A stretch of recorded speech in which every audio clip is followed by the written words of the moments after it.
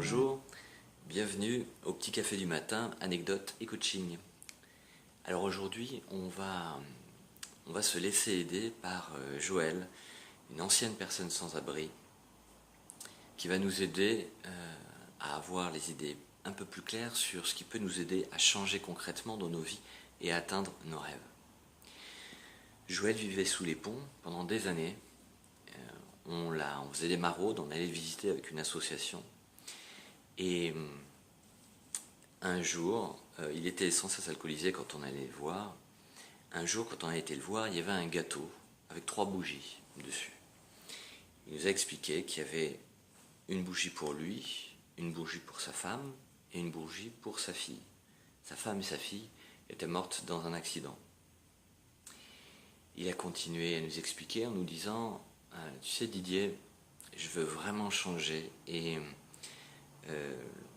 ne repasse pas me visiter avec l'association si jamais je suis encore dans cet état-là, c'est-à-dire alcoolisé. »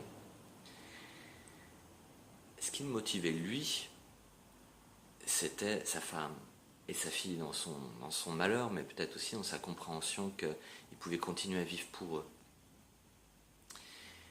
Pour commencer, pour le changement, chacun d'entre nous doit peut-être mettre le doigt sur qu'est-ce qui me pousse à vouloir changer.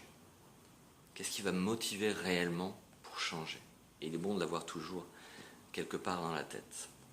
Cet homme, Joël, était un être absolument fabuleux, d'amour.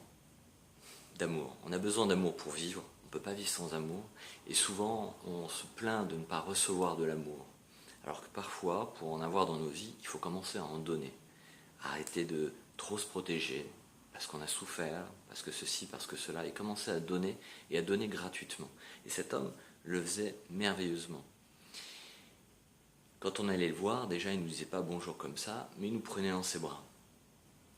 Quand quelqu'un lui donnait à manger, dans le sens, parfois des commerçants lui offraient même des poulets ou des choses comme ça.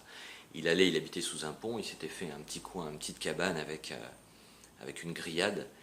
Il faisait cuire tout ça, et il allait voir plus pauvres que lui, sous les ponts, des gens qui étaient non seulement exclus, mais vraiment renfermés, et il les servait. Voilà un vrai Saint François d'Assise à la rue, un homme rempli d'amour et de bonté. On a besoin de cet amour dans nos relations aux autres pour être bien dans nos peaux, et pour voir clair, et notamment voir qu'on a le droit, nous aussi, à être heureux, à atteindre des rêves et des objectifs. On a besoin d'amour. Comment est-ce qu'on peut vraiment le travailler et grandir dans cet esprit-là, dans nos vies? Son rêve à lui, il en avait un, c'était non seulement bien sûr de sortir de la rue et de vivre une vie nouvelle, mais maintenant qu'il commençait à avoir la volonté pour cela, et les gestes, le cœur avec, il avait un rêve, c'était de travailler dans les espaces verts. Voilà. Il adorait le jardin, il s'était même fait un petit jardin à la rue, sous un pont, c'était surprenant et magnifique. Et donc il voulait avoir un appartement, il avait sauvé une chienne de la noyade, du coup elle lui était fidèle comme Yapa, et il voulait un appartement où elle pourrait amener sa chienne avec lui. Petit à petit, les associations sont venues visiter, Emmaüs a pris en charge son administration, son dossier, et la mairie dans laquelle il habitait l'a aidé sur plusieurs points. D'abord, à trouver un logement. Ils ont refait un logement à neuf pour lui, avec sa chienne. Il était plus qu'heureux. Ensuite, ils lui ont proposé 6 mois de soins, bien sûr, à travers, il avait fait 10 ans de rue, donc à travers ces 10 années de rue, il était physiquement, intérieurement assez détruit, assez amoindri. Donc il a été suivi psychologiquement, il a été suivi au niveau des dents et de sa santé physique. À l'issue de quoi, au bout de 6 mois, on lui a proposé un CDI, devinez dans quoi? Les espaces verts. Avant, il avait quelques mois d'essai, bien sûr. Cet homme a réalisé son rêve. Il n'a pas réalisé seul, il a réalisé grâce à des gens autour de lui, mais sa manière de s'ouvrir aux autres, de croire en ses rêves, et puis voilà, de prendre sa place, même si soi-disant il n'était rien, là où il était, il prenait toute la place, humblement, mais il prenait vraiment une place avec cœur. Et nous, dans nos vies, quelle place on prend? Comment est-ce qu'on est dans notre quotidien avec les gens qui nous entourent? Alors, j'aimerais revenir sur cette idée de vision. On a besoin d'une vision, d'un rêve pour nous faire grandir. Quel est le vôtre? Quel est le nôtre? Peut-être est-ce un rêve, une vision qu'on avait quand on était jeune, enfant, et qu'on a enfoui? Parce qu'on se dit, oh, c'est pas possible, de toute façon, c'est pas possible.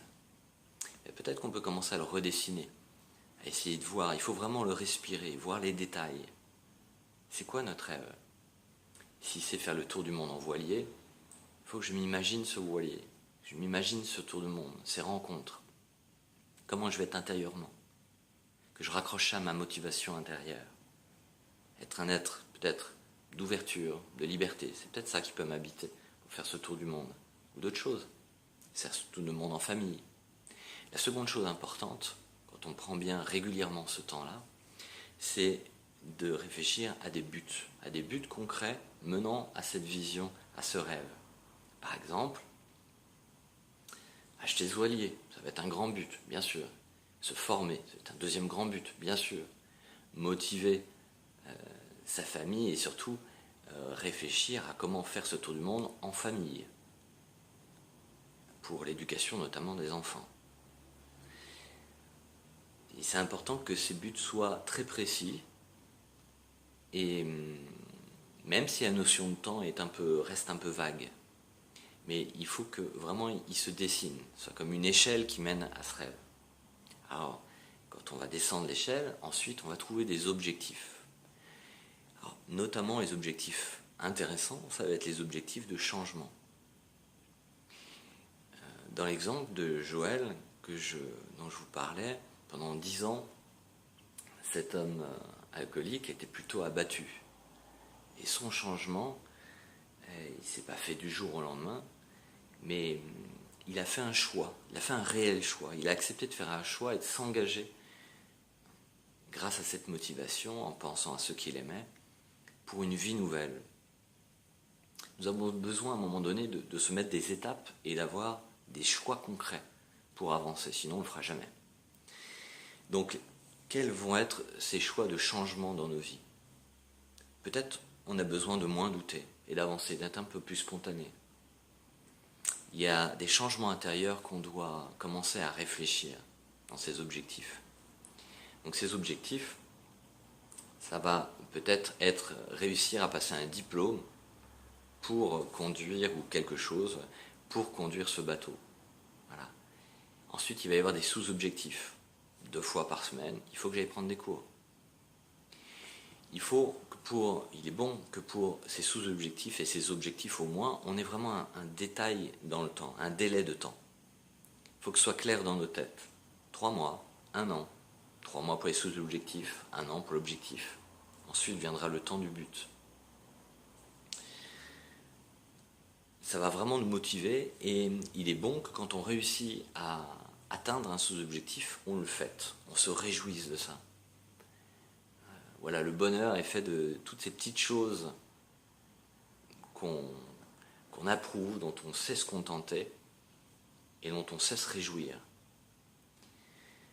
Et le bonheur, il commence aujourd'hui si on veut bien. Alors ensuite, de quel changement ai-je besoin pour réussir intérieurement? Ça peut-être être au niveau du caractère, voilà, être plus à l'écoute, mais aussi justement dans mes contacts, mon projet, mes objectifs. Je ne suis pas obligé de le faire seul, j'ai besoin d'aide. Peut-être que je peux partager avec quelqu'un mes objectifs, mes rêves. Là aussi, il faut faire attention, il faut essayer de choisir des personnes déjà dont on est sûr et qui soient positives elles-mêmes. Elles nous donneront des discernements, nous montreront peut-être des détails qu'on n'a pas vus. Voilà, donc tout ce qui est relationnel, j'essaye de me créer du lien là-dessus. Pourquoi pas me créer un réseau. Ensuite, au niveau du caractère, du matériel, de quoi vais-je avoir besoin? Des finances, bien sûr. Ne pas hésiter à se faire aider. Pour finir, on peut parler du changement au niveau des ressources. On a besoin de se ressourcer. Quel est notre moyen de se ressourcer? Certains, ça va être le sport. J'ai besoin de faire du sport régulièrement. D'autres, ça va être la prière, la méditation, la spiritualité. J'ai besoin de ces temps de ressources. Et dans ces temps de ressources, il va falloir que je puisse aussi me focaliser sur toutes mes qualités et sur toutes les choses que j'ai réussies. On a un cerveau qui est toujours assez vite négatif. Il faut qu'on le reprogramme et qu'on essaie de voir et de se rappeler et de se remémorer le plus souvent possible dans nos journées les choses positives qui vont vraiment m'aider dans ce que j'ai fait dans ma vie, dans ce que j'ai réussi. Les diplômes, dans le sport, dans les loisirs, avec mes amis, avec ma famille. Les paroles positives qu'on m'a données, et non pas juste celles de malédiction qui sont tombées sur moi. Des paroles positives qui vont vraiment m'aider à aller de l'avant. Mes qualités, on m'a dit des qualités, et j'en ai. Même si on considère parfois qu'on en a trop peu, dans 5 minutes, tel jour, j'ai peut-être eu une qualité où j'étais altruiste. Voilà, je vais prendre toutes ces choses-là qui m'ont servi et je vais essayer de les faire miennes, plutôt que de penser sans cesse à mes défauts, à ce qui ne va pas, je vais focaliser là-dessus. Ça va vraiment me donner un ressourcement intérieur important. Une autre manière aussi de se ressourcer, ça va être de trouver des mentors dans nos vies, autour de nous, mais aussi dans les films, à la télé, n'importe où. On peut trouver des personnes qui peuvent être source pour nous de choses, d'états d'esprit dont on a besoin. Voilà, on peut donc prendre un temps, chaque jour, et trouver au moins 2 mentors autour de nous. Et on va essayer de regarder un peu comment elles agissent, comment elles pensent, comment elles parlent. Qu'est-ce qui peut nous aider, en vue toujours de notre rêve, de notre vision pour notre vie. On peut faire la même chose au niveau de ressources, avec des films, par exemple, ou des livres. Tel livre m'a marqué, et je peux vraiment en faire un livre dans lequel je vais pouvoir puiser un peu cet enthousiasme à atteindre mon rêve, en persévérant petit à petit. Voilà, il y aurait beaucoup de choses à dire, mais retrouvons le chemin de nos rêves et du changement. J'espère que ça pourra aider un peu. À la vôtre, je vous souhaite plein de soleil à tous. Au revoir.